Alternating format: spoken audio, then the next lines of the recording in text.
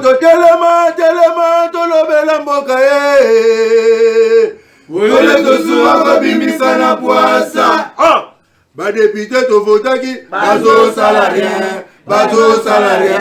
To kende na funa bazo salarien. Bazo salarien. Kongo to lega na mwamba bazo salarien. Bazo salarien. To kende lukunga bazo salarien. Bazo salarien. Babo kula dibembe bazo salarien. Bazo salarien. Ato to mala changu bazo salarien. Bazo salarien.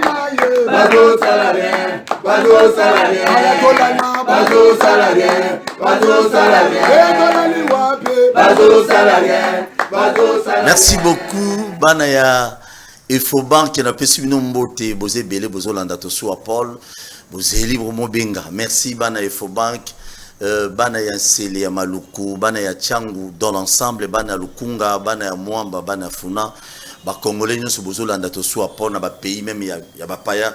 Je vous dis un grand merci Lelo Naza Nabino Tobeta Bilo connaît dans la kaki Bino lobby Tozana Lexus légal na Tongo wana komo boembeli mais bobenga désormais Alex Dende c'est son vrai nom Lexus légal ça va tout il est pas aux candidats non c'est bon Alex Boni. Ça va ndeko bonio. Non, bonne année, c'est la toute première fois que tu fais l'émission d'ailleurs. C'est vrai, bonne année. On a tendance à avoir bonne chance. Parce que tu ne jamais sur une zamba ou ça là, il faut y a tout cap tout ça. Mboulou mobimba. Donc faut me dire, moi je préfère dire bonne chance parce que les années, les Okende, tout se ressemble. Enfin, il n'y a pas des choses qui changent. Comme il y a Makasi Nayo et dans ça, on ne connaît pas. Tu es bibandeko ba otikalate na suka tam subisomo pe na suka ya auto otikalate donc. Pendant comme ça dans le cycle kaka. Bonne chance. Très bien, merci beaucoup. Fayou Laza bien. Fayou Laza très bien. Quand tu le bien très bien, c'est-à-dire que tout ça là, ngamo peso tunenga na ngana ebisa très bien. Mais très bien ce qu'on a cadre à Congo. C'est-à-dire que nous sommes dans la formalité. Ouais, dans le cadre de la formalité quoi. Donc nous autres les casse pour nous continuer le combat. Mais les à côté des moi genre mais on continue. Très bien.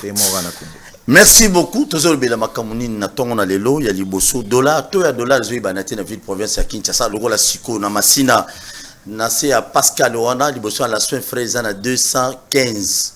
OK na côté mususu na Yolo 210. Donc mutu chaque commune chaque cambiste ana tona ya zopesa na Gombe ezana 223 et pas mer double moi bisika mutu apesa tona ya on ne comprend plus donc to ya dollar et comme on a prix à taxi bis lelo na Kinshasa c'est un peu bizarre on parlait de ça nani il faut à réglementer secteur wana ya bato ya mibale gestion il y a l'assemblée provinciale na biso ceux qui Fayou Laza la président ingeza la gérer comment to komi wapina di solo Italie makambo ya Est. Aujourd'hui on n'en parle plus. Makambo ya Est batu kekande bakomi koloba mais je tiens quand même à vous informer que non le 11 janvier Oyo kuna na Est ya mboka na biso je crois numéro 1 à FRDC à ça qui par tous les moyens que non bah renforcer Basoda moralement, financièrement, physiquement aussi et matériellement pour que non bah bêta et ça a quelques villages OM23 mais kay kozwa mais FRDC na biso les gars na ko récupérer ngo to komi wapi to so on invité na biso. Pourquoi Martin Fayou là qui nous a cas d'électeur le moment était soi-disant bah allié na ye ya batu ya Kabila balobi mangarolma etali bangote. Est-ce que Martin Fayou a bêti double GT? Voilà biloko tozolo banaton on a lelo ndeko na Alex to ya dollar rezo banati qu'est-ce qu'il faut faire nde mo peka na vision ya bato bazo kamba biso etikala ko yebanate nde mo peka na ba programme économique na bango toyo kaka koloba omoni ya ba beta kitolo makasi balobi finance publique mbongo misole mati mingi tozu ebele tomatisi budget to salbo bato bazoyo kaka Batu balobi non donc ba croissement wana nyoso ma croissance bomoni mbongo côté belé to yoki masola mbongo tina fin de l'année na modèle moko o ezalaki bat musu balobi kutu tobetela bango maboko parce que mbongo ebele l'activité en musu que ba matipe ba réserve budget mati bon moni budget ça ben intention mbongo ça la lobby donc au coach chango lobby na check budget 100 milliards zala makasi na yo po eza prévision, c'est-à-dire yo lobi na 100 milliards o lobi na monoko botali ndenge makambo ezokende bobi 100 milliards na lo bango terre à terre zala sko makasi ya kozwa pe 100 milliards wana pona ko exécuter makambo bino boche na kati ya budget bo eza plante eza prévision bobi bon to matisa Paul Tossou a tokobando fouté autant bango batu na bango nyonso bata fonction publique baboye tokotonga banzela to sali bo sali nyonso wana bobi bon capacité otoza nango ya kozwa ba misolo et komisi biso na au moins ba paya ba kopesa biso ndambu nde bo sali budget na suka bozo yango et puis bo exécuter na suka pe ya mubu botala to exécution ya makambo bino bolobaki ezali nini mais biso biso le côté belisek to réserve ya mbongo oyo salaka ke to ezala ezaka réserve au bozana ngopo yango ne boko sombela dollar ceux qui bomoni matiming bobimisi ba dollar msu po bosomba rapidement po bokitsa franc bobimisi ainsi de suite ezaka ba salaka o ebimi o ekiti so bozana réserve et belé échange et belé ndenge to yokaki ezebele mais qu'est-ce qui ne va pas ce qui ne va pas ezaka ndenge moronda mamunyo soka ndenge ezokende na mboko ce qui ne va pas ezaka pour il faut qu'on comprenne d'abord que conséquence ya ndenge to ezomataboué eza social parce que tout est en incidence mbala moko na ba prix il y a pas bien na ou ya ba service vous comprendre c'est-à-dire que ceux qui ngana bandako somba na bandako teka na osala mikate na ngana zoteka ngo 100 francs dès le moment où tu es mati muto ateka la nga déjà farine yeba mati pour ajuster parce que il faut que yeba boy na mboko to biso to produisa kaka ba minerai en fait on est dans une économie extravertie, c'est-à-dire tout à la ralibana. Biso dozo produire ba minerai on a ba transformer en côté et kemba la moko na libanda sombi. Ce qui donc dozo dépendre ya bonne santé à l'économie à ba talibanda. Ce que l'économie na bango zabé ba somba ba minerai na biso, o comprendre na talo ya likolo comme uto salma ba mikolo eleki mbongo ba tinde biso ba devise ebele. Awa sikoyo au lieu zala investissement intérieur au lieu zala tolobi tozo tonga parce que so sala investissement intérieur il y a 4 ya mboka ya ngomuto ko sala que nzele zo tongama batu bazo zo misala awa biso tozo produire nini détournement et donc alboso tozo produire yangwana tozo produire détournement et puis tozo produire impunité Ozolanda pourtant on a kotaka na oka ko zolba makambi ya Jules Alingeti Jules Alingeti très bien, c'est-à-dire que au-delà ndenge zalaka soki comme la présidence banquette nyonso ezoye bana société kenda wapi au-delà ndeto bandako zela makambaram banquette nyonso tozoye baté zala ye zala batu ya assemblée nationale mbongo place kende ye banate effectivement à la sanga ba alerte na ye alobi boy mais au finish quel est l'intérêt ya musala na ye soki ya ça lancer alobi eloko bako yiba auto aba yibi auto muto ayibi mais mutuana justice ogeye ezuye lobby babimisie au finish maintenant intérêt enquête na yeza susuni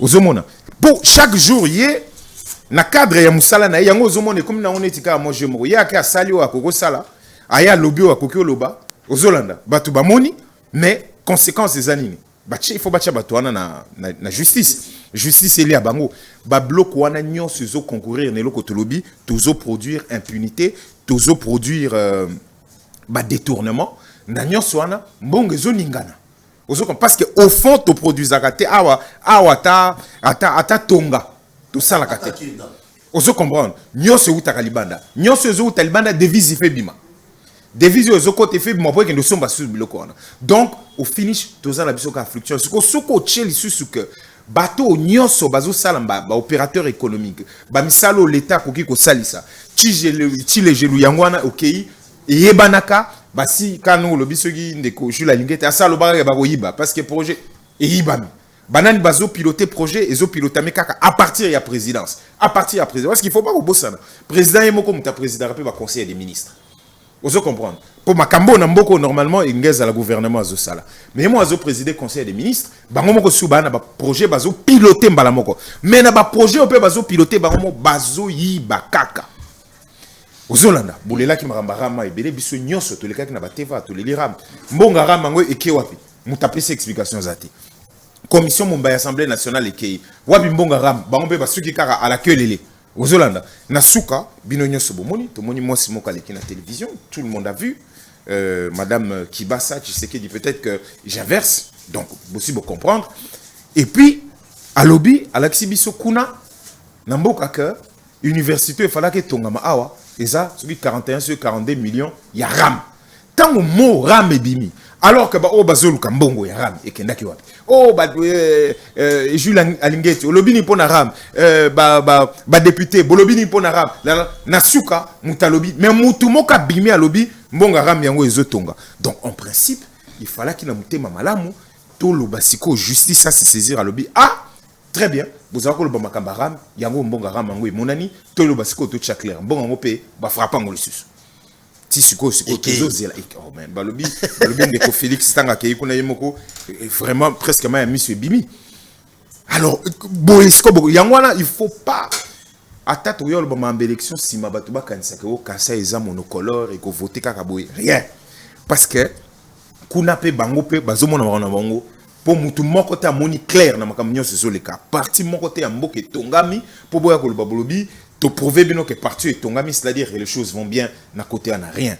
Kasai zana nzala nango makasi, batu bazo bima, na Kasai, bazo na Kinshasa, bazo kende na Katanga, c'est très bien. Ils ambo kanabiso, mutunyo bazo kende, place au Aibi Kakol. Mais déplacements à partout, non, ce n'est pas grave, mais c'est juste que c'est très bien enregistré. On est un pays, batu bazo souffrir de malnutrition sévère, au Tali ba chiffre yabana, au Tali ba déplacé, on est plus de 60, donc au Tali, plus de 5 millions de déplacés. Au Talib a déplacé Bélé Bazo qui n'a pas à peu près 300 000 qui sortiraient Nakassé, bien à défaut, comme on a des chiffres directement, qui sortiraient tout le temps. Donc, Eza quand même, Ezola qui ça ne va pas, qui ne va pas. Mais tout ça, l'impunité est à la base. Vous comprenez? Bato Bazo détournement dans le Sabatou. Au départ, Ezarana, on est moyibité. Détournement, Ezarababi, Mbongo, Tozo Tonga, Kabinda, Nenge, Boukanyawa.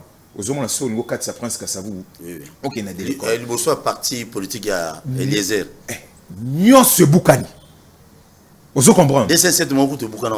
Nyon se boukani, c'est-à-dire que Nzela et Ebi sous-souté, et pourtant Nzela na kaka kalamingita il y a quelques années, auto salango, mais on a pesé qu'à frappe parce qu'au finish, on t'a contrôlé la razate. Au cas nous, au côté de l'avenue ma campagne. Baye bakangi station et créé ba maman na embouteillage ba sera bonne année ba to akansaki ba sena bonka moi le boulot mo rezaka na o leki kaka mke avoko na ring ma boule c'est bandi déjà ma boule bandi kaka ya ba balo wera za la je crois je me trompe oui c'est-à-dire so za na ring na ope so croisement ring kaka na avenue ma campagne et bandi so ngo ke na ba de la paix na nyonso yo moko moni que otunyo lobi mais bokanga kinzelo nyonso côté moi érosion linga ke sel mana na plaine bokangi mais juste après liboulou bakangi liboulou monsieur même la 7e rière pour ton information c'est que l'église ya Mutombo ezala ki wana ce que lobby aux yeux droite au lieu qu'il de tout droit pour qu'il nobi manzela wana église à la borne ba auto bamba kalatao et fungwami na ngolu susu ça veut dire que droit ba sala on déjà ma casité eza ba contrôle te ba ba contrôle ka ezaka ba taxa en fonction ya taille ne bossel l'épaisseur ya chaussée ne bossala mais ceux ka ba sal ba to moneti et sel net ngengi muke alors qu'ils n'ont pas fait le travail. Où sont les inspecteurs afin ya musala ou ba sali et quand ça livre babi musali salimi rien tout le temps la même chose. Et donc quand nyoso wana c'est-à-dire que o ebungi chile jo to banda kana 15 millions en rétrocommission. Oh, to tambola ba beta biso ba finga biso comme pas possible parce que tozope sa PGR makasi ya kolobaka kotika 15 millions webi ya mamba pétrolier les kaki kotika mbongo yo te ekende tant de ko Félix ayo kene na TV5 je crois alobaka binon moni rétro commission côté na biso ko isaka neti bat ba kineti mokop et bimineti mo coopération et ça l'onirait ba légaliser rétro commission alors que ça et pas na biso ezali criminalisé. Donc Babloko wana nyonso impunité o ezali et kombami na régime au mobimba ils ont créé ba tension ti na makamambongo mais maintenant makamambongo ngo esali misiko ke bloko emati tout à dollar réseau banate chacun fait comme il veut. Vous comprenez? On a le gouvernement bas central dans le mati dollar te mais ben individu ba congolais mutu matin on ndenge na tout ça na marché ndenge zala ka marché la loi du marché et ça offre une demande c'est-à-dire que pour bongo ba intervenir comme bongo yabou il faut bazala miso longue belé effectivement bongo balbi bazala longue belé mais ceux qui na côté ata na téléphone nga na kopesa yo clé ya ndenge dépenses publiques et salema qui par exemple na décembre nyonso pour ba chiffre biso tout ça nango ça par exemple ba chiffre o mais décembre Thompson ngé yate été voilà ko bakisa moté pour ba nga na ko yebisa ko tout ce qui Thompson yaki na ba poulet béton il y avait tellement de choses qui ont été promis tout régime Mobimba on a eu que des promesses et des promesses ce to lobi total la dépense publique na cheka ba rubrique aminé dépenses publiques en date papa Bah, chiffre, et ça officiel, je vais aller, c'est Mais publié. Dépenses publiques en date du 9 décembre 2022. C'est-à-dire, oh, il est à partir il y a novembre, en date il y a 9 décembre, bah, pesos kombo, non. Bah, tchemba, moko, rémunération, on a pesos quoi, pourcentage. Rémunération, à makambambo, comme il est déjà 30,82%. Oyo, ko tcha frais à fonctionnement. Il y a l'État, nyonso. Il est déjà 38,64%. Donc, pour n'a pas ça, à conclusion, naïe, kaka koto au papa, t'as la souci à la peuple. c'est là tout que neka malin baché ba rétrocession au ba pesimboka ils en ont 3%. Ndeni ba province et ça alors que bazuka à 3%. Dette publique ba futika à 3%. Ceux qui ba société bezo sala na kati ya mboko et saleli l'état musala bino bo bisika à 3% bo pesi bango ba ko sala su ndenge nini. Oyokucha ba dépenses à capital, remboursement, autre ouche, n'a pas ça en termes global pour comprendre n'enge zala. 70% ya ba ressources nyonso autozo zombo kezo servir nango kaka na makambo etali fonctionnement na rémunération. Ozolanda, c'est-à-dire que font et puis toyebi bato ba futa maramine koleka, OK ba kota ba présidence, OK ba kota gouvernement, 70% ya bambongo nyonso ezakaka rémunération na fonctionnement. On a rémunération na oche na ba sena na ba médecin na ba nyonso bango nyonso ba koti na 70 mais na kati siko il faut que le tension salariale banen bazoke belé koleka banen ba futa maraba millions bino nyonso boyebi ndeto kaki na assemblée nationale président assemblée nationale ba centaines de milliers vice-président to tant kabunda bimia makambo nyonso boyoka mamunyoso kabunda na besoin oui wana ku du soko tiki ka muke papa Molière il a passé clair répartition mobimba pesi président ba 1 million et quelques pesi il a tout dit il y a à l'assemblée nationale.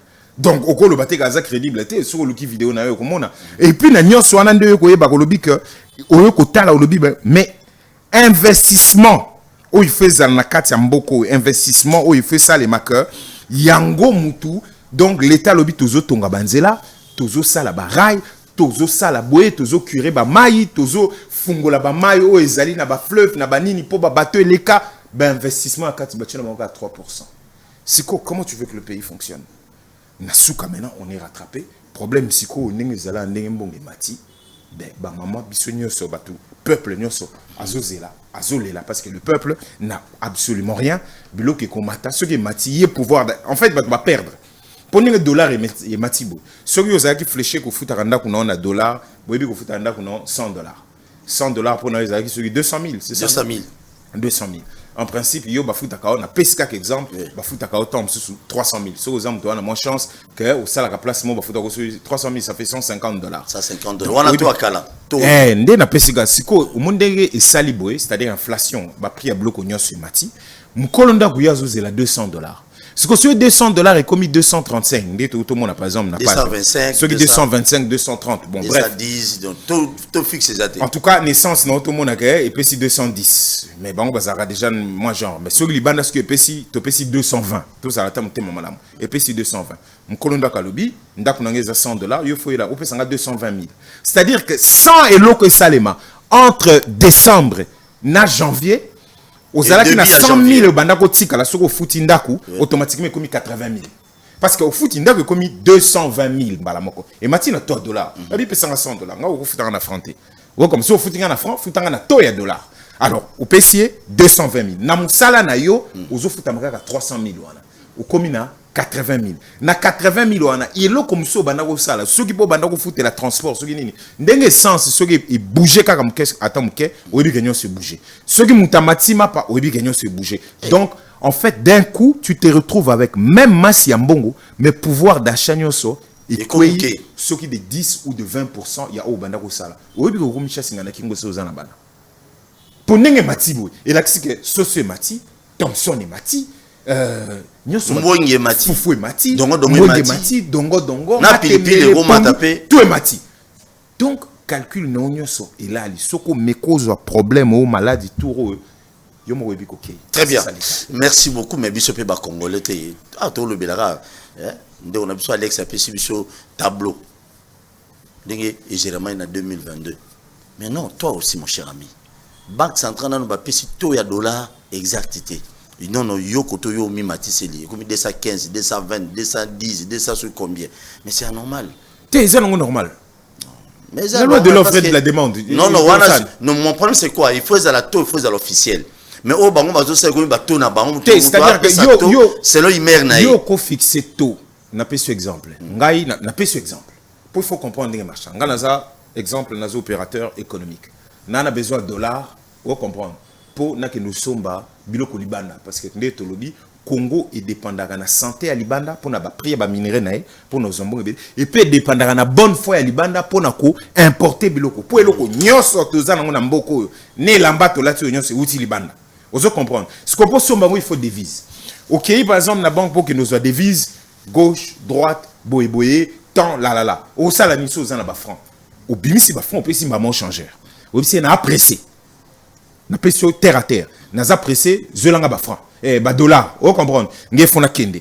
Il y a mais dollar ezaka pour nous rejoindre dollar ndé toujours changer pour nous somba dollar surtout zongoka na ba na pese exemple ezaki 200 lobi bon pour nous apprécier zelangango atana 205 auto 210 ouais. Comme ça aux bon on pesa ba dollar no ki fona somba biloko marchandise ndenge Chine koma lelo mutabi ba plein fait kene lelo. OK. Ti pona yi bandat. Apprécier Achemba moko tonae comme par exemple pour y parler à quelque chose dans bon PC habite de comme par exemple 205 comme ça au 5000 colo il est pas vivre dans modèle na bon non tant il y a 205 au azap pembe ni na so azaka na 200 muto va changer sur pas na azap vous comprenez automatiquement c'est la loi de l'offre et de la demande. Ceux qui sont opérateurs publics, opérateurs économiques, qui n'a pas l'une des explications.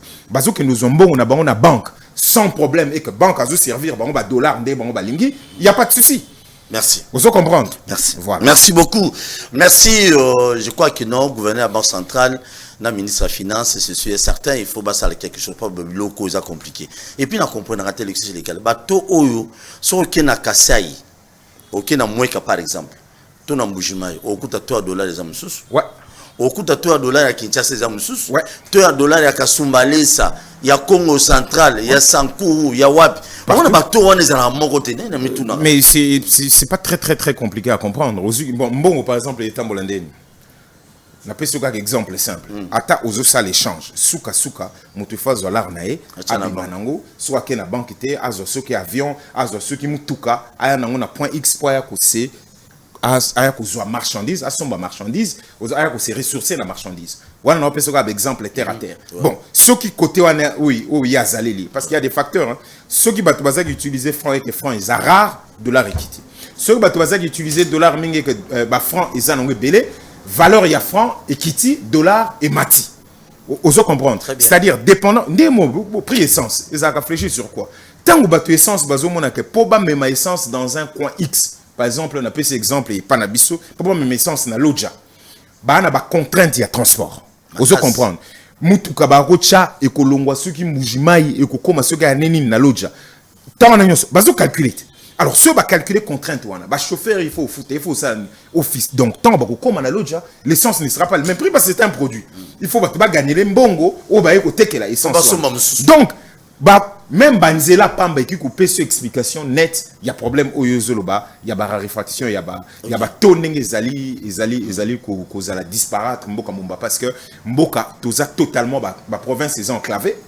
Ba chembongo na kosala Banzela te, ba cheboité, mutoya na marchandise na ye, il faut être sûr que ceux qui wakaka na plateau de Bateke. Je vais donner un exemple simple. Na plateau de Bateke. Na sala quelques bilanga kuna bobiso za rasu na kopa osala te kopa nyonso osala ba bloqué osali bilanga na plateau de Bateke na Kimpeti côté insécurité côté bato nyonso bakima ki banda lundi masasi bazobo mpo mamba kwa mutu c'est comme déjà na mutu nyonso yebi que c'est comme na maluku eza mamba o mi bomba te bato baebi na Kimpeti osali bilanga na plateau osali ba pondu na papa déjà passe pour na rolongwa na prince kokota na village ya Kimpeti tout ça na 11 ou 12 km talanzile zabo.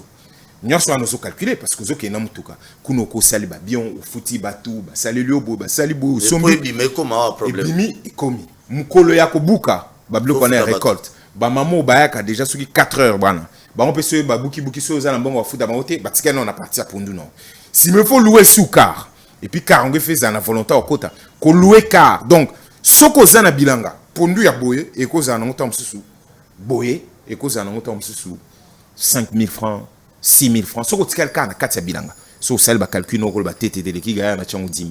Mais tant que vous louez car pour que vous avez un na suka, vous avez un Wensi, il y a machine à liberté. Car vous avez un par exemple, à l'objet, vous avez un $100. C'est-à-dire, il faut répercuter $100. Alors que c'est pas, ils ont un musicaté. Tozaka nakata kin. Mais les gars, l'obinde na koti na kipeti, nzele zamabe, et sans écouter. Et puis, dans la barrière, nous sommes à nzela. À côté ici, biloko nyo sur la carte, à ebiso ngai, ils ont $100. Donc, ba pondo ezalaki par exemple 10 000 francs kuna. Ceux comme la Wenza Liberté, ou yoko tchana ba taxe na ba bauchelo ba makele le koto ba rançonneur nyo sur la carte, pondo passer de 10 000 par exemple à 25 000 francs. Vous comprenez? Très bien. Ce peu ba monique au teka on a gros, ya minene, ba maman na peu ba oza. Ba kati kati sunda mundambu, al bando teka au parti eza autant. Et tout ça là contribue parce que l'économie n'a qu'à encadré, on ne produit rien, on ne facilite pas la production. L'agriculture passe pour priorité des priorités. Minerais, ça déjà. Et minerais, maintenant, il faut travailler pour la transformation. Parce qu'il y a des industries primaires et qu'il y a de manière brute.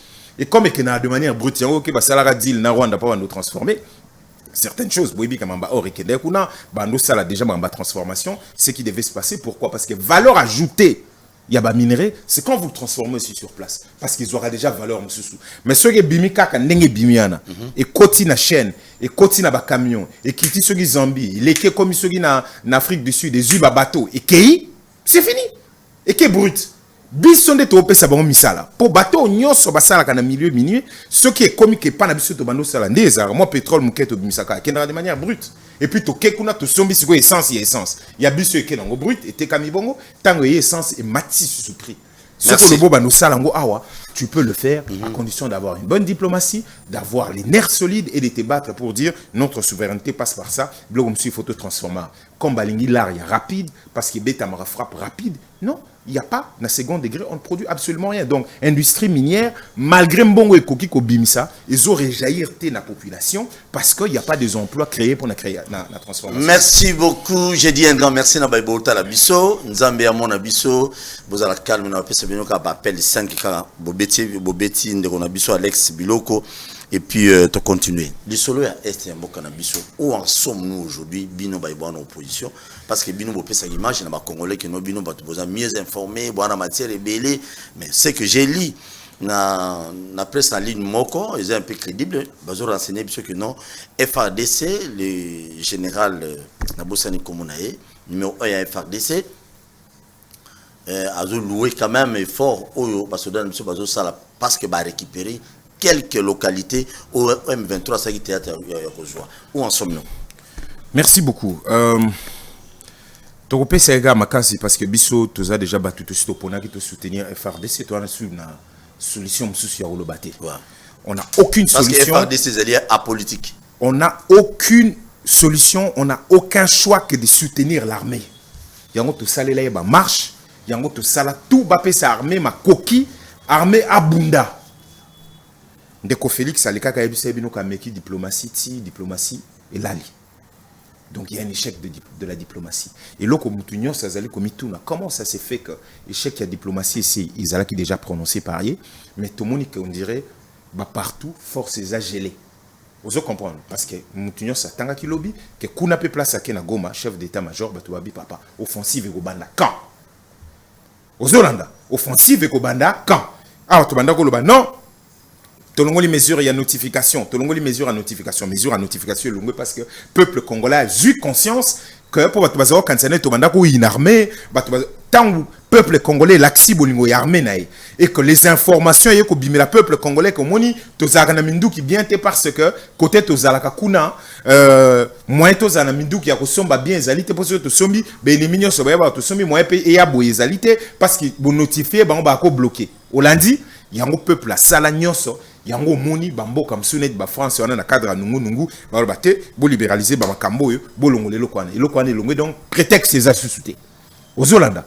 Alors et là que tu comprendre était M23 na sur bomoni monsieur Uhuru Kenyatta ancien président a comme el biso dirait président oh bah pesi par procuration à négocier na M23 na sur bomona ki azana ba M23 ba yambani ba pesani ba mbote na bango bazo négocier alors que abiso na Congo tolobi pas de négociation. Ce qui se passe c'est quoi? Ce qui se passe c'est que M23 ba continue le processus ba baiser à Luanda, processus ba baiser à Nairobi. Na deux processus de toute façon ça complémentaires. Na sou que zaka ka mamamba osolo na ba terroriste, ba réintégration, ba blablabla blablabla. biso tolobi tolingi processus wana te. Président Lobaki et loko nyonso ko sala président Fayulu. Alobi boy. Décidé, il faut préciser. Président élu à Lobaki et loko nyonso oyo ko sala ke kimezonga na mboka oyo ko leka par makasi ya FRDCT. Boyeba ke kimia wana eza kimia ya malamu te. Parce que la négociation à bateau ou ba réactiver en 2019 parce qu'il faut loba M23 eza version M23 eza version UDPS version régime Oyo. Ne ba activa ki bango de nouveau en 2019 papa M23 ya kiat. Bébé soto bi M23 ba si ba polaka ba ya ki akosala ni ba na 2019 ba vandisi bango ba lesi bango ba melisi bango ba zala ki anakini. Yo ka prof mbatande nga loba kité. Bref. Batouana bango malgré des balobito gelés. Alors qu'on a des terroristes, on a une armée étrangère qui nous attaque pour tout le M23, Moutounio, ce soit d'accord que Zali Rwanda et Paul Kagame. Pourtant, on a le bango à Ezaki, Paul Kagame a zande kona bango, Paul Kagame a commis Tatou Kalonji, Paul Kagame a commis humanisé, a commis un bastade, a commis un partout. C'était le frère. Biso tolobi muto aza mobomi ya ba congolais. Lelo ba yo ndima biso malgré ko beta mato beta na résidence et ambassadeur ya Rwanda partout et yo ko ndima. M23 qui est considéré comme le bras séculier à l'armée rwandaise et ça n'amboka na biso azo négocier kana EAC au biso to boyaki azo pesa EAC ba mboka na biso FRDC a récupéré mboka ni azo pesa EAC ba territoire na biso na habité so ozo comprendre et puis bango bazo pesa EAC FARDC et mekakoya awate. Ça veut dire que l'autorité à gouvernement ezali ko s'exercer na mboka bango ba pesi EAC. MONUSCO oyo mutunyo sa monaki ayoka kita ondeko baati ayo kende kuna ache makelele batu babimi effectivement batu tout ça la émission batunyo so ba na problème na MONUSCO tout le monde mais non on avait dit oui tous d'accord na batu mais non peut-être comme MONUSCO a kenenomte président Lobaki touche ba changer mission à MONUSCO.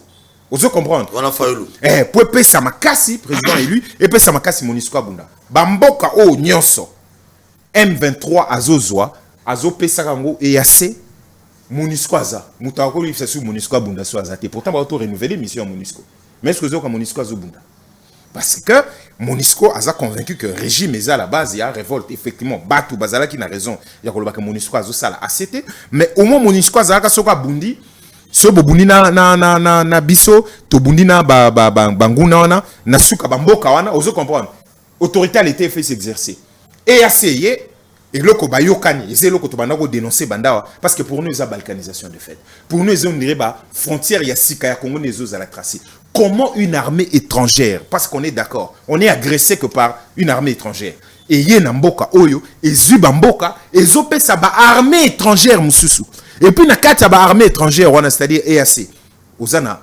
Uganda ou azana ba M23 ata awana Kinshasa Tisco bazo considérer que Uganda za solution et zana Rwanda zana kati ya EAC na modèle là même si ba troupe mais ba troupe rwandaise na ougandaise ba si ba miyelaka avant EAC ozana ba Tanzanie ozana ba Kenya ba pays bele ozana ba sud soudanais ba tunana nkulu ba komata na mboka te po ba ozana balkanisation ba sud soudanais ba tindi ba soda ba obundela biso na mboka obiso dozana FRDC lobby chef d'état-major na biso yewana zala goma ba tozo singa babi to bando bunda kan tozo comprendre te pour na nini armée ezali ko attaquer bango frontalement te pour to récupérer bamboka na biso to komoka que non en fait la diplomatie continue d'une certaine manière parce que siko ils ont une position ils affigée tozo comprendre te EAC azo sekara na ba terroriste ba tozo boma ba congolais ba terroriste bazo pesa ba condition et puis bazo lo ba ke a faire des sacs à côté mais tosé panabiso ça s'appelle la légalisation de la balkanisation pour Nabiso donc nangonga o solo voilà selon bino ba décider papa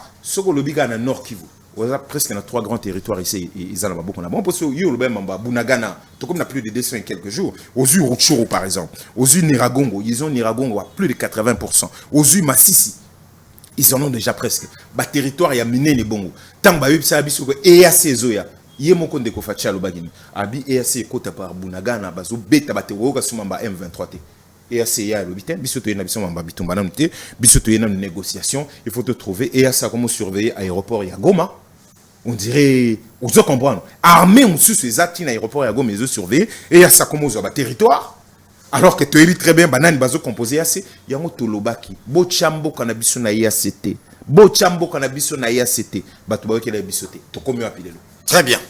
Merci. Voilà, lobby de situation à autorité. mais na pesio kaka ba wana na pesio ya Nord Kivu na modèle to lobi kuti ya Ituri et puis faut yeba que ba province wana ezaka déjà na état de siège, c'est-à-dire que ça géré par l'armée. Mais c'est là où c'est géré par l'armée que l'autre ba armée mususu ya bamboka mususu yeli susu pour ya ko seconder to kanisa ba ya ko parce que ba état de siège là les pour ko sala tout ko zomaye le pour ko benga na mutombo ki akende. L'armée là depuis ba gouverneur azam te armée azu gérer mboka yemo to komoka oyoka oh basali ba recette ebele ya mbongo to bi oh mais c'est quoi cette histoire? L'idée était gouverneur militaire même à tozaka administré mais pesa biso makasi bundisa bato na to kende ti le to comprendre. Merci beaucoup. Pourquoi Martin Fayulu qui n'est que ça rôle parce que bato bazolo ba eti non on dirait libala trio basala qui il y a docteur Mukwenge, il y a Fayulu, il y a Matata Pogno, Balobi, et Zoloba Mandiana, Bakouloua, Moussou, qui Kabila pourrait aussi être aussi avec eux. Comment Martin Fayulu a voulu que nous avons 4 d'électeurs. Atrahi Baninga Toti. Betabiloko. Neko, très bien, nous avons une occasion à Koloba quand même, Makambouana Awa. Il faut tous à la claire pour comprendre ce qui se passe. Yo Lobi, Libala Wana. Ngana Ebiso que ce sont des Bazaba patriotes. Bateau à un moment donné de leur vie. Quand tout ça qui bloc patriotique, il y avait à peu près tout le monde. Il y avait Batou Moïse Baalaki, il y avait Nengo Lobi, il y avait à peu près tout le monde à l'intérieur. Osez comprendre. Le président Azaranaï Clivanté. Tant que Makambezo Kenemabe. Tant que Tozolo Bakende, tu comme un processus électoral boé. Processus est à la malam. Depuis quand on depuis presque le 24 janvier 2019, tant que Félix a prêté serment. Moi, je faisais une émission à la télévision, parce que la vérité des urnes n'est pas respectée. Dans la chaîne, il y a des conusito, tant que ça l'émission. On a commencé à dire la vérité des urnes. Tu veux transformer le combat à la vérité des urnes, et l'ingolo va susciter, tu compter, voir, de Félix Salongwa, bisoto côté la place. On a dit non. La vérité des urnes, c'est comme c'est résumé par un processus. Vous comprendre. Il y a malamu, il y a transparence. Ils allaient inclure Batou, il y a un apaisement dans l'Union, ils allaient une kitanimité, mais kitana tout que nous ça l'élection madame. Qu'est-ce qu'on n'a pas vu? Bakaba, tout le baga ande balobaga, basa caparé cour constitutionnel, bon mon avis kaluba, akeboy, alongwebo, cas de manière au binonyo soboyebi en violation à la constitution, basu cour constitutionnel, basali loi na bango électorale, bateau ba memaki loi wana. On ne reconnaissait plus rien de ce qui était, alors que nous on a fait même aussi une proposition pour ba mekozo proposition na biso baboyi banda avril baboyi na bango. Alors loi ebimi après séné koya ba piéger biso na makamba kadim to buni na mamba rosa balongoli ba na kadima ba pour kadima c'est ma nation il y a ba religieux tout le ba il y a ba bateau ya banganga nzambe banani et tout ba lobby tobundi na suka tomoni ke balingi na bango kolongola kadimate kaka monsieur Utembi pardon monseigneur na biso Utembi aleki na télévision tant akuta na Félix Alobio étape eza franchi to avancer to le vivant comme banganga nzambe bandimi na bango kadima tobundi sa suka kadimate. Vous comprenez to changer position parce que ça ya bango mais bureau nyonso o ya seni o esengeli meke batu bazala biso nyonso tozala tokota na kati il faut tokota na kati pour bato nyonso bazo beza batu na biso za batu na biso te za ba débaucher.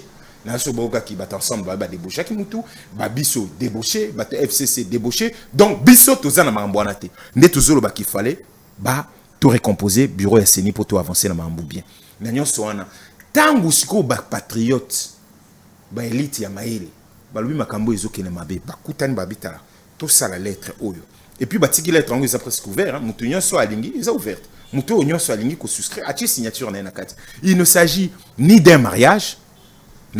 Très bien, ils ont libalaté, ils ont association na ba document na ba dossier na quantité. Vous comprendre que tu signé Mikanda, ils ont plateforme té parce que ceux de comme quoi Tim Tunyon c'est bazana est candidat na ma présidence c'est une éminente asa personnalité à monene azali prix Nobel na biso. Bref, crédibilité na aye à lobby to sala boye to yokana to solo la bok to cadre ya monene et créamé pour ba partie prenante. Basolo la pour processus électoral qui est malam.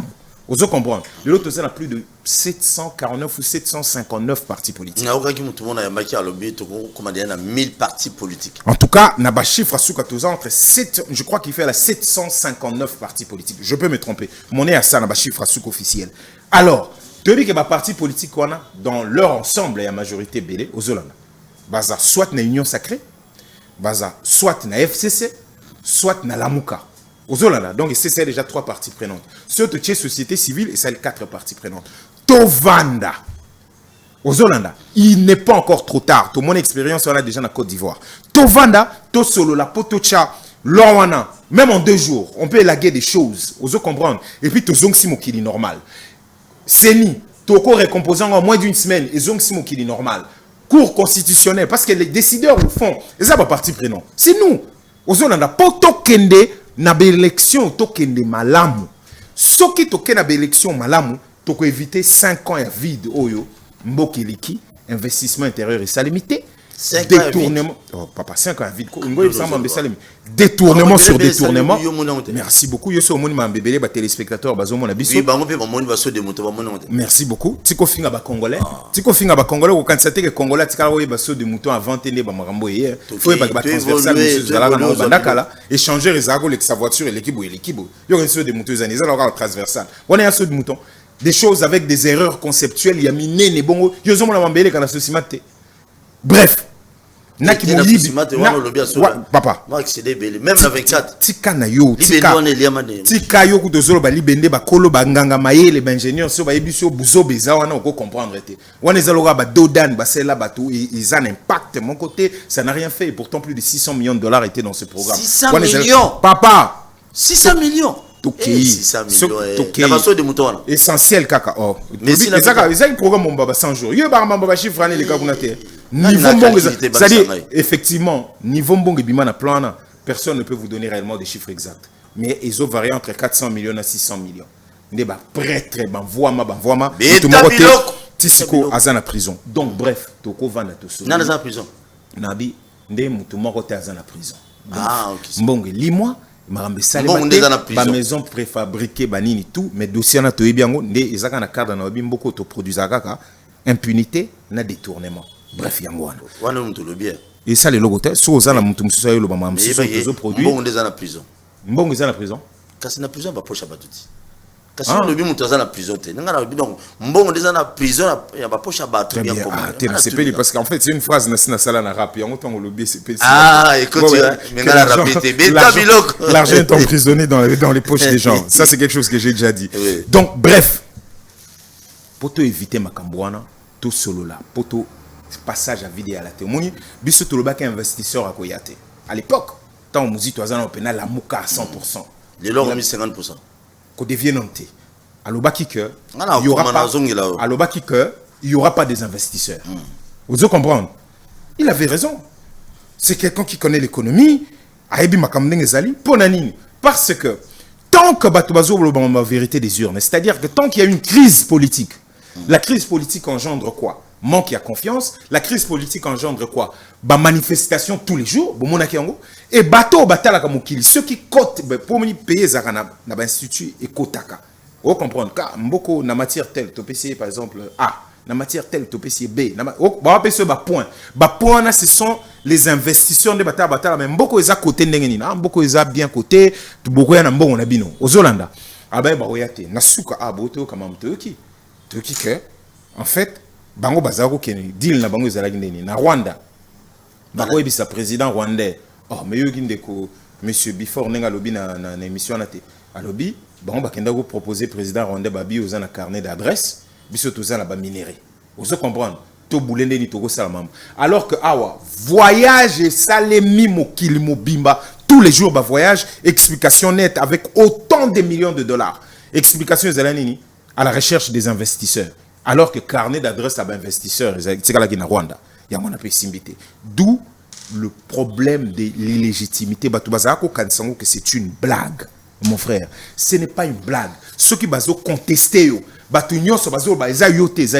et que vous trouver modèle au solo là. Baza capable au solo là ba M23. Il y a ko sabango awa. Baza capable au solo là ba Rwandais. Na président Kagame. Baza capable au solo là Ouganda. Na mais baza incapable à Rwanda.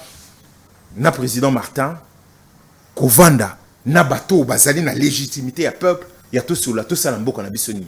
Omoni, ça s'appelle la défiance, ça s'appelle l'orgueil. Na suka tokomibo. Processus électoral, nde bakomaki lettre wana à 3 nde bapesi yango mokili po tirer sonnette d'alarme. Ce qui est vrai et juste, élection est faite en décembre. Parce que s'il n'y a pas élection en décembre, tu es déjà la transition, sans battu ou n'y a pas basé dans l'institution. Ça va être comme ça. Mais le moment où Kabila et l'Obama bongo meti à ça là, parce que moi 2 ans. Papa. Bon, bana minduki bana masasi bana nyonso.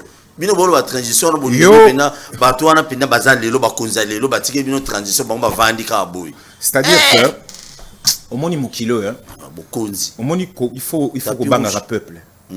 Au moni na ba soda nyonso lobiana, basé émanation ya peuple. Mokonzi ya sola eza peuple. Peuple nangonga o makambo peuple la loba, to chango kezana libuku li konzinde ba loba, kezana constitution.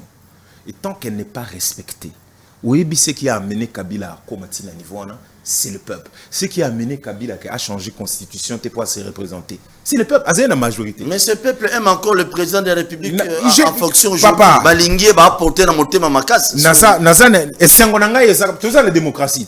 Yo lobby peuple ana alingué, peuple ana a support azana andimi passe nae, andimi nenga zaleli, andimi nenga zokufa na mogai nae, andimi nenga inflation, c'est-à-dire bloc on se mati, andimi ne bambou les obomaye parce que la ville est ce qu'elle est livrée à elle-même, mututo ebina na zo kamba ville te, andimi que mutu ba ebisi que to aussi c'est la bino zandu oyo avant 2022 bozomona zandu c'est la zandu civilité, muta sengi pardonté, muta s'expliquer te toujours orgueil et défiance, même peuple ba ebisi que prof mbata kutiyemo aleki na teva avant ce qui décembre mambu ya o bunagana o ba M23 ils aussi là to komi ba zuli sous ba territoire mususu muta sengi pardon azate muta s'excuser azate peuple azoli nga ba kumba na défiance ou azoli nga ba kumba ke bazo prouver que zaye mutaza mokonzi te biso to rappeler que peuple anaza mokonzi ce qui to komi na décembre il fait élection salema mais tozali koloba pour na ko éviter nungunungu pour na ko éviter bato ba sous vérité des urnes ceux qui ndeko Félix alinga gagner l'élection de manière correcte pour biso tout obetele maboko que to poli parce que c'est possible et ngolo bateka sur organiser l'élection to saline to lobby to zu cour constitutionnel à malam to sali loi ya malam o che biso 100% d'accord te bango 100% d'accord te mais to ba ngo consensus ozo comprendre mutunyo sa ko perdre ndambu mais to sali loi to ndimi to za la cour constitutionnelle o biso tout on a consensus to ndimi to za na loi électorale pardon to za na seni o ndimi si biso nyoso ozo comprendre et ça le minine to ça l'élection ce to ça l'élection to monique et simbi te biso to poli on va l'applaudir.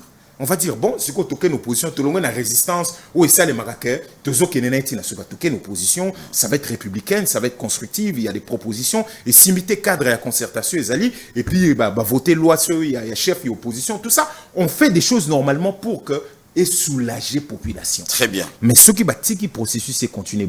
Nangonga, oh, nazo ebisao. Aux ans, place CBD, enrôlement et baninonté. Et pourtant, la première ère opérationnelle. Ba machine et communauté. Héros, tozoloba, na décidé. Conférence et banda. Héros, c'est-à-dire le vendredi, tu vas partir à 11h, c'est-à-dire avant 12h, banda conférence et banda. Oyo, toza kola qui ça va preuve, il y a noir sur blanc. Déficit technique, organisationnel, il y a un enrôlement. Vous voyez qu'il y a quelques temps, le 22 décembre, président à Salaki conférence, ne sait pas s'il y a qu'au prouver opérationnalisation il y a fraude. Première phase, il y a enrôlement. À l'accès opérationnalisation à fraude. Il y a une province mususu. Et ça na batu muke, ba pesi ba machine belé. Et ça ba province au batu bazo boulé que ça monocolore et ça ya ndeko Félix. Ba pesi ba machine belé. Ba province mususu batu bazé belé, ba machine muke. Yango zomo nezo créer que pour que nous soit carte, il faut ma journée. Pour qu'il nous soit carte, il faut oebake les loyo aux années loko liate pour a ezalaga mamba journalier. Obimi odame, obimité odamete. Ce que so blokameka pour nous soit carte. Tu n'as rien à manger. Tout ça serait fait à dessein. Il y a un toujours prouvant où on décidé. Boye bilawa, na siège décidé. Commission électorale, il y a la mouka. Ils ont prouvé, n'a pas fait, n'a pas vidéo, n'a corruption. Ils ont seulement pour nos cartes à partir de 5 000 francs banini pour moukile yoka. Et mona. Ngana zoki carte place morona président. Yo tako lo bageza trahison parce que président du carte. Na ebisho que na lettre wana bimaki nulle part on a dit que mutazo carte té. Na rappelé que du 10 au 14 juillet 2022, tozaki na congrès na Kisangani. Résolution moi à congrès, on a tant de résolutions. Résolution moi à congrès lobby, le boycott des élections ne fait pas partie du vocabulaire, il y a des vocabulaires, il y a décidé. Vous comprendre. Donc biso toza résolument pour na élection. Mais tozo bunda pour l'élection et la privatiser tes modèles les ali sikoyo tozo la moussa population pour dire que yo mutoza mokonzi parce que ici il est question que ba chaîne ebele ba tebele bazo la population que yo mutoza mokonzi te ba mikonzi bana minduki bana boy non c'est la population peut changer des choses population soka décider que changer et changer. Vous comprenez? Tant que population est télémiawa, balongoli makambi ya notification ba arme. Pour tout monde France a moni que bateau yo modèle bazo kende vomena ba nosala ba concession na aider bango na boye parce que francophonie ba balongwa ba komo sala neti na Mali bazo kende malembe peuple o akomo yina ba français na mekose la bango neti geste malgré que toyebi na biso que ezabo donc prétexte eza sous-souté to somba minduki to. Merci beaucoup. Avant toute nos questions sur le bain nga musique tant azalaka na 100% la muka les lors combien de pourcents? Ndeko na ngai ezala gentil ezala na to ye population ye bagaki non muzitu tango tunaki makambe bela tango salaki programme émission osaki programme wana te tenga na tunu na kaka donc fayu muzitu a commis combien de pourcents ya la mukalelo. En tout cas population il faut yemoko apprécier.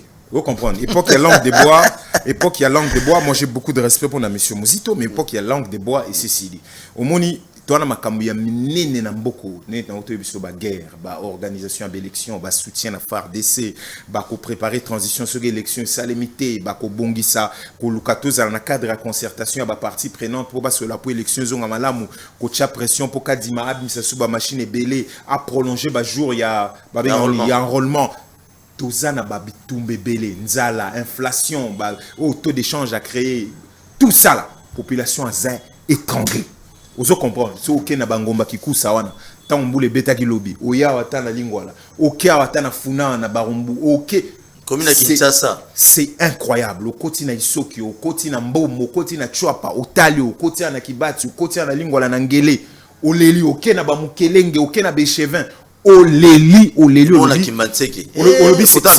n'est pas possible na boy ko betela o kitambo na boy ko betela o ngalema bakoto ozone na se na boy ko ebisa sur l'équipe Brikine c'est eza kolela ya kolela très bien lutendele donc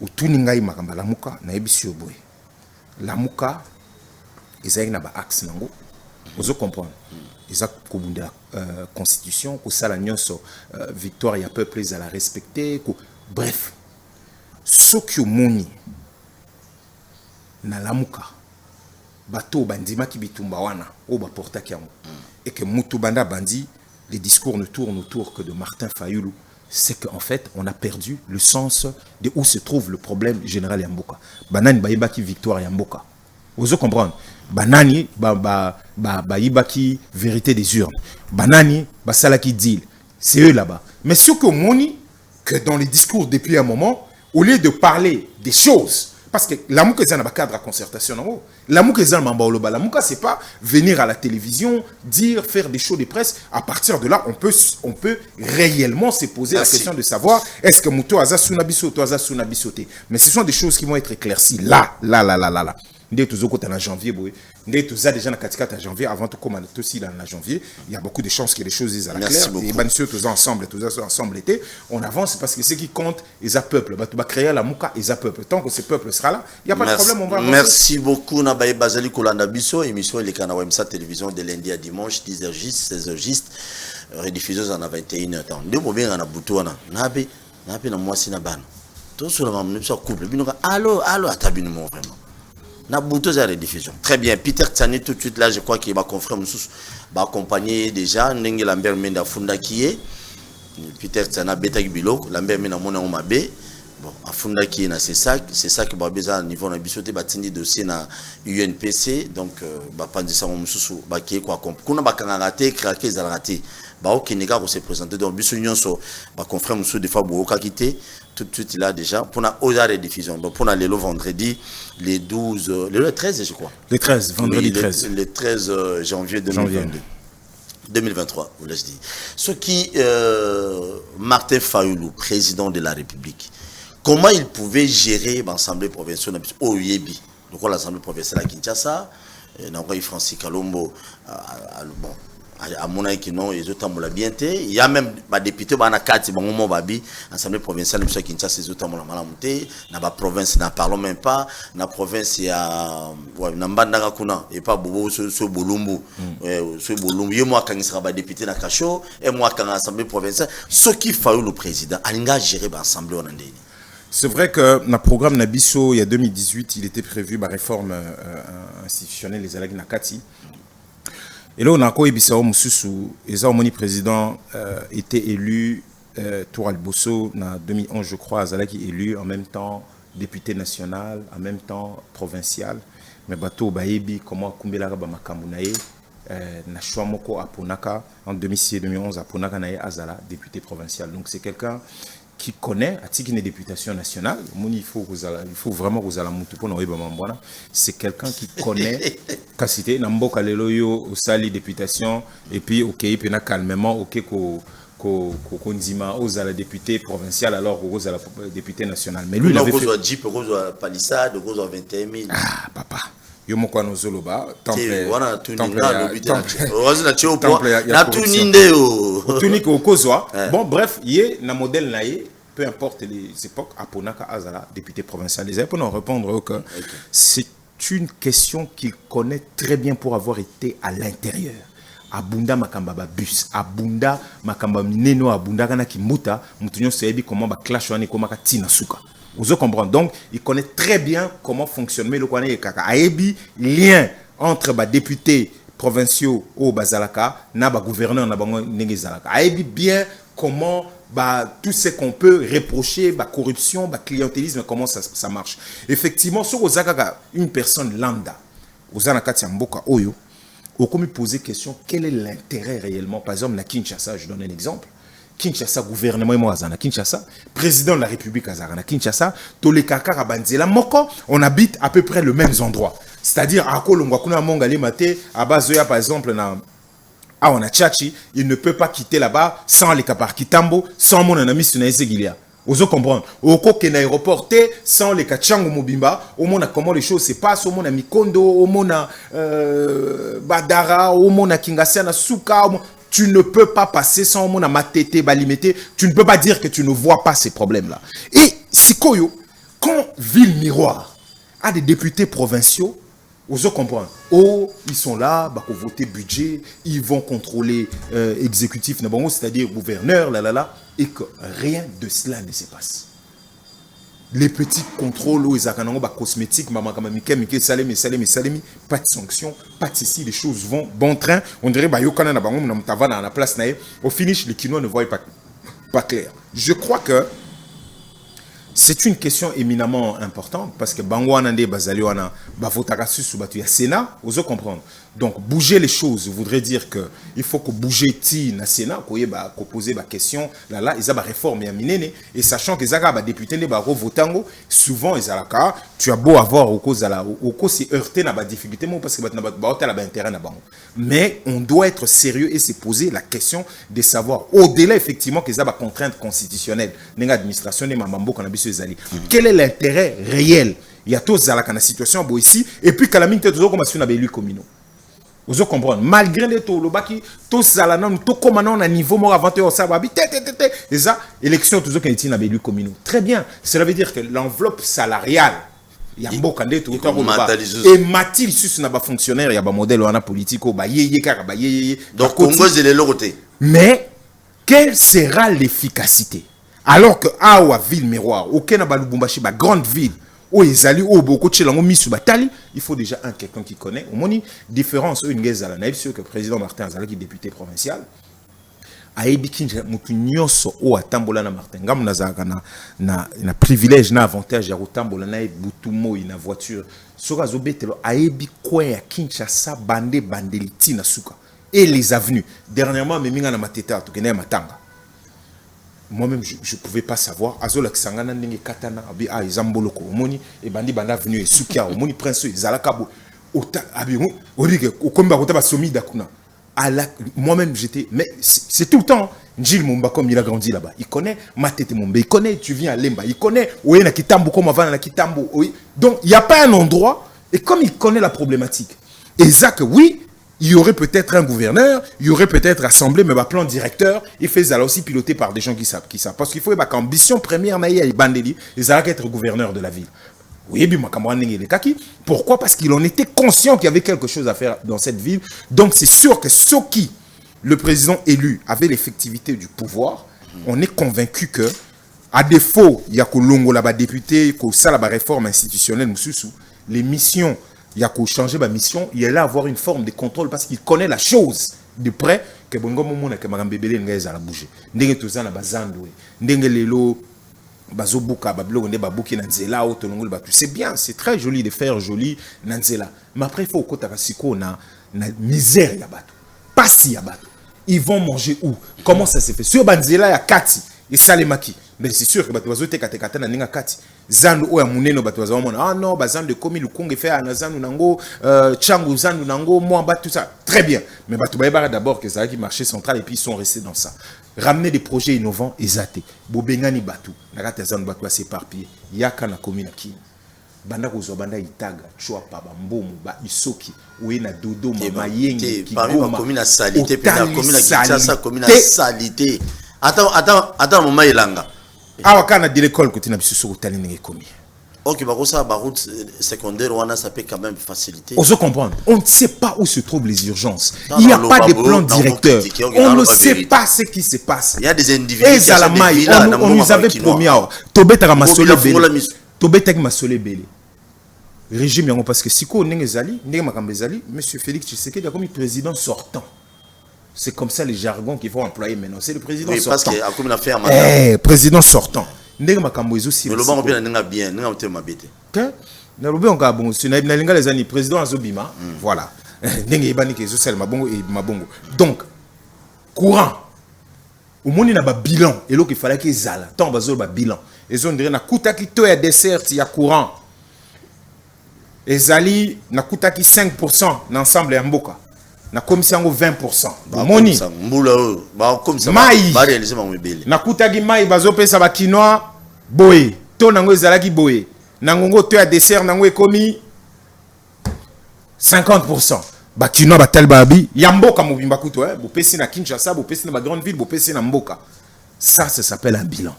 Ozolanda, ezaka kate bazo yebisaka bino ba paramètres makambozo comprendre botuna mo ite comment mboka ekoki komi betela maboko que tout ça les finances publiques et comme belé et répercussion na sani ezate to bazara ko tshela biso makelele yangwana déficit nango so mais sikoyo etikali nini o batu bazoloba yo ba tshela biso makelele à gratuité binisa combien de parents sont capables de te dire que ba futaka na école te binisa nombre d'écoles et tongamo et salemi que ba sali ya classes à la désengorgée classe en comment ndaka moko na mbujuma déjà ngwana bon ndima bible o api ya 42 millions o zolo bezab cité M. Sili. Monsieur Sili. Donc, ndimaka pe ba réalisation ya baninga. Bino pe ba onobo ya bino ngaso. Na bandi koloba, nandimi réalisation ebele awa.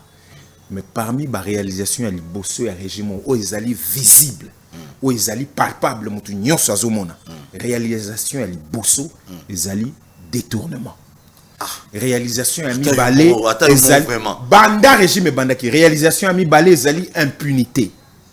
Ngana zolo bango erenyoso tant bazala ko finga biso so ngina silisa wana tant bazala ko finga biso toza ba haineux toza ba jaloux na lobby boye jaloux haineux tout ça ba vrai jaloux na ba vrai haineux yande ko Félix Tshisekedi ezali bato bazali nzinga na ye très bien bato bazo détournaka o ya lobby bon to sala musala tel ba frapper Ram Mezalaka déjà frappe internationalement reconnue et certifiée. Il y a régime yibu peuple na misu.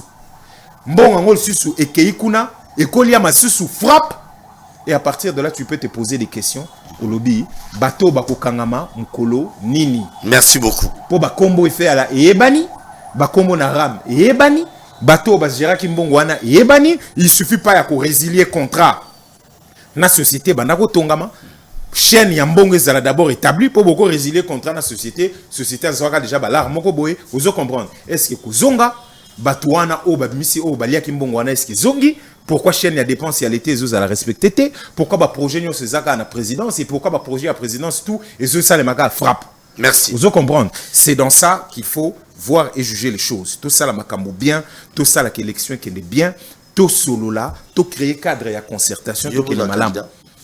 Papa, non seulement naza candidat mutunyo soyebi ke naza mutu lukunga. Nasina mesana koloba ngonga oyekoya tokoya kosola makambo na biso wana ça annonce officiellement. Ya kumamba ko annoncer officiellement te c'est bana ke na mise la kana déjà donc batu bayebi bande ko nanga nyonso bazali biso na kabinda kaka pembeni na pain victoire bazolela ndeko nanga yo za pembeni na bango lobelela bango bazolela pain victoire balobi bateki bon nayebi yango en fonction à les mots non mais Mike Mukeba et tout ça qui est dans plateau parce qu'il y a pas contre du solo na ba collègue député ne mususu bon na ba mususu bon bien que ba député mususu ba mola la ba moli akuna je ne sais pas ça reste à vérifier ndenge bango ba lobby ndenge ba peuple lobby mais nani qui c'est nani Mukeba ya ebisi biso yé à contre du solo au début et ça liké na moment moko dossier est sauté bango batu ya pain victoire ba moni solution té selon Mukeba ya lobby ba bengi ba yo kino mona mama Marthe mama na biso mama Marthe na bengi kabuya il semblera bengi kabuya papa comment nous Alex c'était de ngai zala na émission nde kabuya a memi dossier wana na 4e mairie donc na niveau wana nde na yebeli lisolo ninge honorable Mike Mukeba donc maman Marthe mon une solution te ben kabuya na memi on a 4 bon biso comme ça na nga bande konanga circonscription biso bana lingwa la bato ba ebi biso bana commune Kin biso bana Barumbu biso bana ya otomesana ko liama pa o koto oyo vous comprendre tout ça une obligation ko il y a un problème qui est sérieux. Il y a un problème au bande ko bazole la ke balobela ba on va continuer le batane ba même pas maman Marthe bon ça peut maman na biso nyonso ah mère na biso si akoki ko trouver les bonnes solutions les plus importants est que le Congolais se retrouve wana ezana ko mamba politique ba retrouver ba droit na bango celui maman Marthe peut assister alors qu'il y a un gouvernement c'est ça qui est bizarre mère oh nyonso ça sali na vie mérite d'être en paix avant d'anayer calmement atala ba koko na ya sur la makamna ya famille na mais population bazo que nous mon mère va déranger alors qu'il y a un ministre il y a emploi aux un ministre à prévoyance sociale aux un ministre qui se disent être warrior il y a un problème qui est pendant il faut aux un Sonia Kolobakeza domaine nangai naza ministre du travail il y a un problème lié il y a droit à travail il y a travailleur bazo là naya ko arbitrer naeba très bien ministre du travail comme les aranani merci beaucoup donc maman ce bolbe za maman Marthe ba woni za na maman politique te aza maman na biso nyonso le plus important ou que la bande na biso ya pain victoire non déjà on dit bazo solution kala très bien ceux bazu en tout cas batiki ko komela biso ne bazo komaka tous les jours boloba s'ils ont la solution ça nous aidera. Merci beaucoup na ba union so botali to so Paul les lois appellent les athées désolé merci beaucoup nzambe ya pambola ba congolais union so botali biso na 4 coins monde moi je vous aime bien to linga Congo kolanda ndeko na Alex c'était les gars, on rappelle bien pour le Congo, ok, vous votez. Non, non, tu as la valeur dans la Katinaï pour qu'ils nous puissent voir dans un moment opportun. Le destin à Congo, ils ont beaucoup de peuple congolais. Ils ont beaucoup de politiciens.